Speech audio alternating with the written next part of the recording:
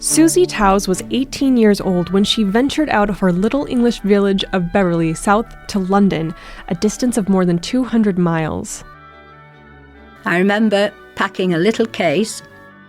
I can't remember if I purchased the ticket for the train or whether there were two trains involved in that journey, but everything was a lot longer in those days. The roads down to London and the train service, the old steam trains.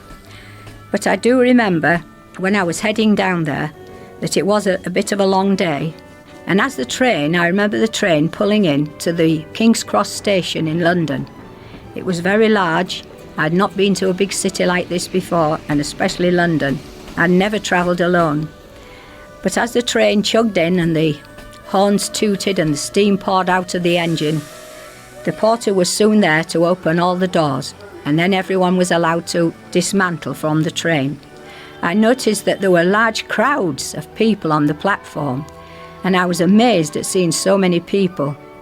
However, my turn soon came to get down from the train.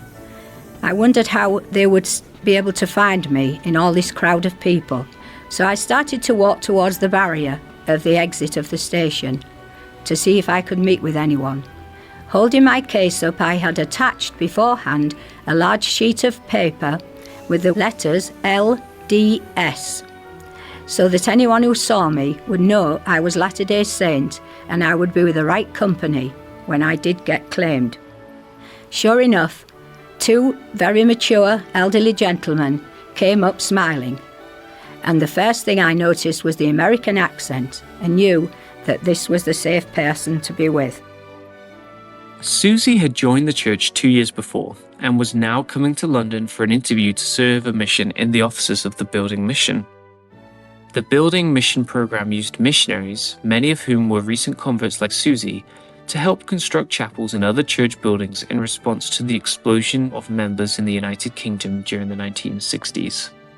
Although these missionaries didn't preach the gospel with words, their efforts helped give saints in the British Isles permanent places to worship and strengthen their testimonies, a sign of new permanence in the church in a country where so many early converts had left to come west to Zion.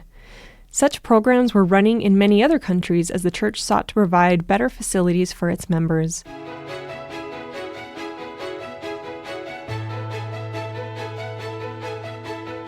This is Saints, Volume 4, the podcast. I'm Lisa Christensen. And I'm James Perry.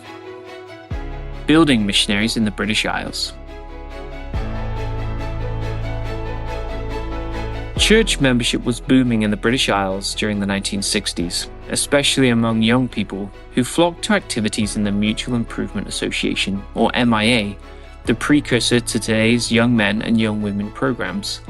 That was certainly true of Beverley, a small town in East Yorkshire that could trace its history back centuries to when it was a medieval market town. But church buildings to hold all of its members, new and old, were in much scarcer supply in Beverley. It was predominantly Church of England, Catholic.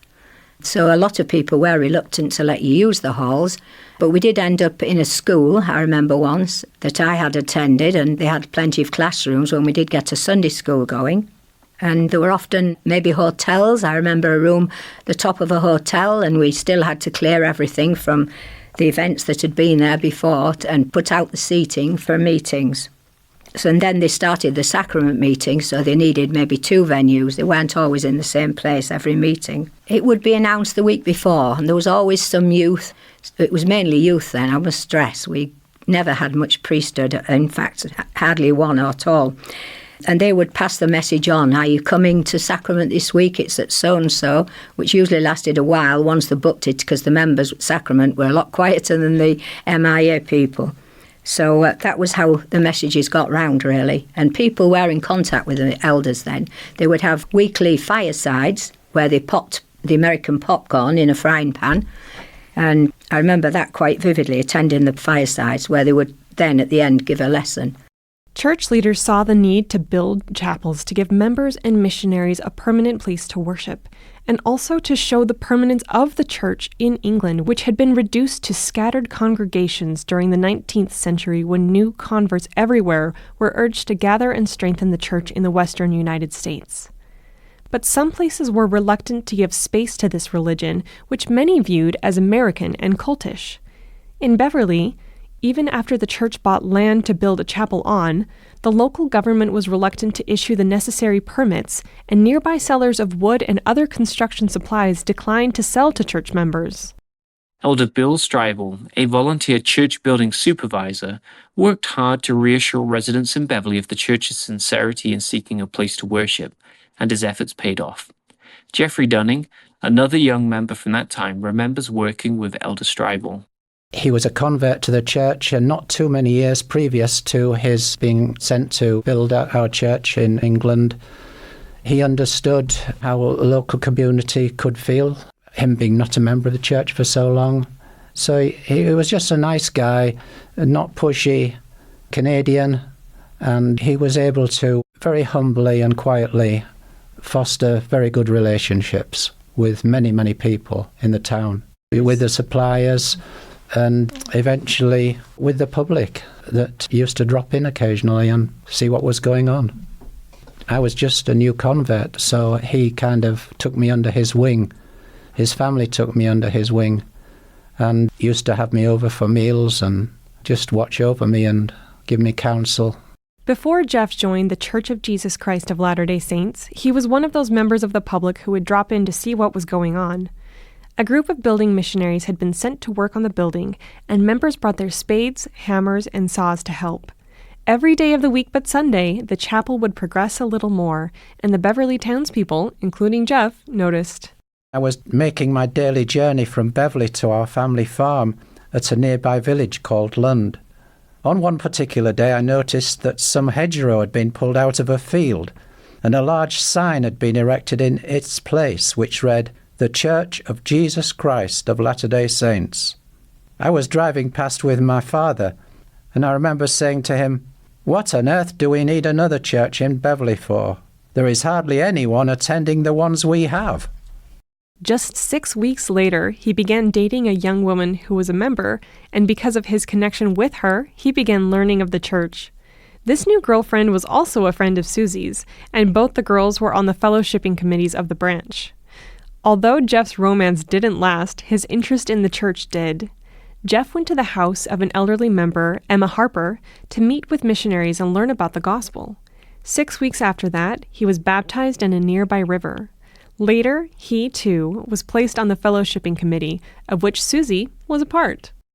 Susie helped to build the chapel where and when she could, but it was when she saw an ad on the notice board asking for missionaries to help in the building office that she got her big opportunity to serve. She had previously taken shorthand and typing classes and had been working as a personal secretary at a local construction firm. During that trip to London, she passed her interview with flying colours and was soon assigned to be secretary to the assistant supervisor of the building programme. I was quite thrilled because I had been working as a personal secretary before, and I knew that I would enjoy this and working with all the church leaders and people who had been in the church a long time, that I would be able to see how the church really was for those that had been living it many years. We had seminars and other things that I was able to see to the programmes and also help with accommodation. I often met with church leaders and people that were coming over as new supervisors on the buildings would come into the offices and they would come into the construction department. There was quite a lot of variety. Susie's duties also included attending the dedications for each new building, and then taking detailed shorthand notes that she would later transcribe and send to archivists in Salt Lake City. Perhaps the most memorable of these during Susie's mission was the dedication of the chapel in Merthyr Tydfil, Wales. President David O. McKay's mother had been Welsh, so in August 1963, the prophet himself travelled to Wales to dedicate the new building. Before he arrived at the chapel that day, they had everyone already in their seats inside to avoid crowds outside. He was elderly, was President McKay, and they didn't want him surrounded by people at his entry. Now, I happened to be outside with a few other missionaries, and President McKay walked up alongside of us towards the chapel doors. This event was 60 years ago, but I can still picture the scene and the wonderful feeling that overpowered me. There was a great love and peace that emitted from him. Everyone later said to me, Didn't you shake his hand? No, I was so overcome. I was enveloped in a most wonderful spirit, and time stood still around me. I was a big record keeper after my mission. It taught me to keep records of all kinds. And I have this account that I'll read. I was so blessed to have the opportunity to take his photo outside the chapel with the other few missionaries and be near enough to feel his presence. As he arrived and walked up the pathway to the chapel doors, I stopped taking photos of him. I was so taken up in awe at the strong, positive feeling of peace and love that emitted from him. This great feeling of love filled my whole soul and was an extremely tangible experience. Never had I ever experienced anything so powerful, a true witness that he was a man of God, one who had a great love for mankind, indeed a prophet of God. Now, President Mackay's mother was Welsh, and during the service in the chapel, the prophet shed tears as he spoke, and the members of the church that were tightly crowded into the chapel were moved greatly by his words. Just to look into his face was a testimony, and no doubt could there be that he is a true prophet inspired of God to lead the church. Now, I have a note underneath this that I have recalled since. I do recall after 60 years that on that day, 25th of August 1963, and the 26th of August, the dedications, that the Welsh choir sang a song in their own language, welcoming him, which sounded extremely beautiful. Their voices were rich and harmonious, like angels from heaven. The strength and spirit these Welsh singers added to that service brought tears to the eyes of the large congregation there, as well as the prophets. Indeed, to this day, as I recall and picture in my mind that dedication event, the presence of our beloved prophet David O. Mackay, and the glorious words and music of that Welsh choir, which filled the room with a very Holy Spirit, I can hardly hold back tears as my heart feels once again the overpowering love that was present there. Susie's duties included taking notes during meetings with each of the 4 district supervisors who would come from their areas around the United Kingdom and typing up dictated letters from her bosses. Aside from her secretarial duties, she woke early to study scriptures and pray as other missionaries did. Sometimes, the building mission headquarters would receive visits from general authorities. Susie would often take notes of the talks she heard from these speakers, but in this case, these notes were for her personal use. All the learning that I got in the classes the elders taught, and anything in between, I wanted to send to Jeff, who was a new convert of 1 year in our branch when I left for my mission. So I decided to send him, as I told him, all the learning, we called it, that we had gained each week, and that he would also send me quotes or articles. With that, I bought Jeff a new set of scriptures, with his name emboldened on the cover. He began at once to read the Book of Mormon, getting up early each day before work on the farm. I know that this definitely helped Jeff get a firm foothold in the gospel in those early years in the church. Back in Beverly, Jeff was working hard to build his testimony, just as he was to build the chapel. Jeff's family ran a farm, and he was able to use equipment from his family's farm to help with construction of the Beverly Chapel. Initially, we were digging a lot of trenches for the foundations, and then we started getting involved in other tasks in the building itself. And I mean, all tasks relative to building a structure. As members, we weren't necessarily required to do some of the rather dangerous things that the young building missionaries were being asked to do, and often without any scaffolding in those days, climbing up on the beams and so forth.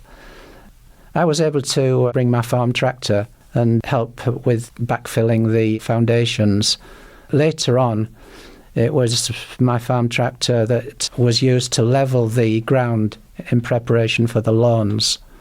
Elder Stribel made a wooden structure with some large planks that I towed around with my tractor, and it levelled the ground. And it did a really good job, actually. There were, however, some tensions within his family since joining the church, especially when harvest time came around and Jeff insisted on keeping the Sabbath holy. During this time, Jeff also taught his mother the gospel, and she joined the church too, giving up drinking tea to keep the word of wisdom. Susie's family had also allowed her to join the church, but had been upset at her serving a mission. At one point, Susie's mother wrote to her and told her that if she didn't come home from her mission right away, there would be no place for her to come home to. Susie's mission president urged her to stay the course and that the Lord would provide a way for Susie to return home and smooth over her relationship with her family. She agreed. She had other concerns too. Over the course of her mission, her letters to Jeff had remained spiritual, but they'd also become more personal. Susie had come home briefly for her first Christmas after entering the mission field, and at a holiday branch activity, the two found a spark between them they hadn't noticed before. When Susie went back to London after the new year, their correspondence went from weekly letters to daily ones. The whole office, and beyond, noticed the romance blossoming through the postal system. This became to a point where Jeff proposed to me, and he sent an eternity ring, because he said it was for eternity, and it wouldn't be too big on my finger, being a typist on the old-fashioned typewriters. He sent this ring through the mailing system. The postman, who was completely familiar of our love for each other because of the number of letters I received from Jeff, he recognised that the small box Jeff had sent would contain a ring, and he refused to hand it to me that morning without him being proxy for Jeff. No amount of persuasion would deter him. This postman, Jeff had nicknamed him Blondie because he had blonde hair, and Jeff would often write notes on the back of the envelopes regarding him. The postman therefore knelt on the grass outside the church apartments and, putting the ring on my finger, acting as proxy for Jeff, he asked me to marry him. This was watched by an audience of missionary girls from the church offices as we were all leaving to go for our daily work there, who thought it to be hilarious, but a very tender scene. The postman was knelt down, the ring was put on my finger, and the postman was quite delighted as he went on his way to deliver the mail around the area. Susie returned the next holiday season as a bride-to-be. In the meantime, Jeff had thoroughly won over Susie's parents, and Jeff's mother had reached out a friendly hand to Susie's mother. Just as Susie's mission president had promised, her family welcomed her back home. Although they were still less than thrilled that she was a member of the church, and her mother initially threatened to boycott the wedding because it was going to be held in the newly completed Beverly Chapel, she came around. She was well known in the community for her flower arrangements, and she decorated the hall for the wedding reception. In March 1965, 10 weeks after Susie returned from her mission, Susie and Jeff were married. We were the second couple to be married in the chapel, but we were the first couple from Beverly Branch to be married in it. And then we were sealed in the London Temple by Eugene England, the London, England Temple President, on the Saturday following. A large number of the church building department staff attended this event also. They also attended my endowment prior to the sealing. This was the rule in the early 1960s, that the marriage had to be done in the chapels to fulfil the law, and that the bride could not be endowed until the day of the sealing in the temple, which had to be the Saturday following the chapel marriage. So it was quite a long event on that day, and I well remember photographs being taken outside with some of the staff. It was quite a delightful time for them to watch one of their young ladies attend and marry in the temple to be sealed after fulfilling her mission, and to have a young man that they had already become to know through Jeff's letters, through the ring that I showed them in the offices that day. And so they were quite excited, having watched the progress of how we got together and completed the mission and were married. Susie's family became closer to her as the couple moved into a little house Jeff bought, and as they grew their family with 4 children. Early in their marriage, Susie took another job as a secretary, and then used her skills again years later to support Jeff in his leadership positions within the National Farmers Union. She also helped with the difficult work of the farm, and the Dunnings had their children take piano lessons so all 4 of them could provide music for meetings. The branch was still small and grew slowly, but the Dunnings worked as hard to strengthen and grow it as they had serving a mission and building the chapel. We had very many happy years. We had members come to our farm for bonfire nights and other events. We put on refreshments, barn dances. with a proper band dancing group we had from members in York that came. Jeff was called to serve in the branch presidency just a year after joining the church, and was called to be branch president 3 times after that. Both Susie and Jeff have held multiple church callings, jobs, and worked in community endeavors. But through it all, they have prioritized family, faith, and each other. He always says we make a good team, which is true. I have always gone the extra mile in supporting him in all his church callings, with his community work, managing my own callings and family responsibilities also. And we have worked on many things together throughout our years. I joined the church as a young man of 18. I was at a point in my life when I needed guidance and direction in many ways. I would simply say that whatever I amount to now, I owe to my membership in the Church of Jesus Christ of Latter-day Saints and to my wife, Suzette, and of course to the parents that raised me. But I'm eternally grateful that I was brought into this church, and I believe through the prayers of my mother that I met the missionaries and received the blessings of the gospel in my life. The Beverly branch has grown since the 1960s. In 1973, the whole district, of which Beverly was a part, became a stake, and the branch became a ward.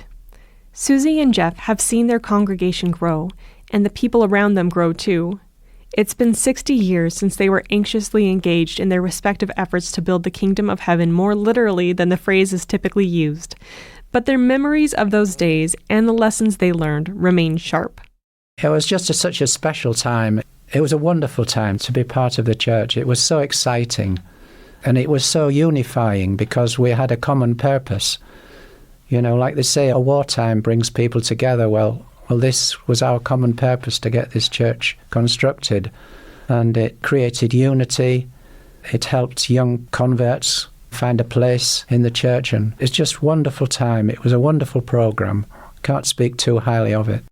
Also, the young missionary boys working on the sites developed skills that many of them used to make a living for the rest of their lives. The building missionary boys were a great strength and example to the local youth too, helping to keep them active in the church. They were taken into people's homes in the branches they went to, where the chapels were being built, and the members looked after them. They became responsible leaders. All of us did, both young men and young women, with strong testimonies emerging from this church-building programme. We were able to return to our branches and take up major callings to support the church growth in Britain in the 1960s. I remember seeing a magazine with this written on the front that someone in the church building programme wrote. It was also had other verses, and it was sung at one of the church building conferences one year on the stage. A building towers to the sky, a building bold with mighty steeple. This building's strength came through our hands. As we built churches, we built people.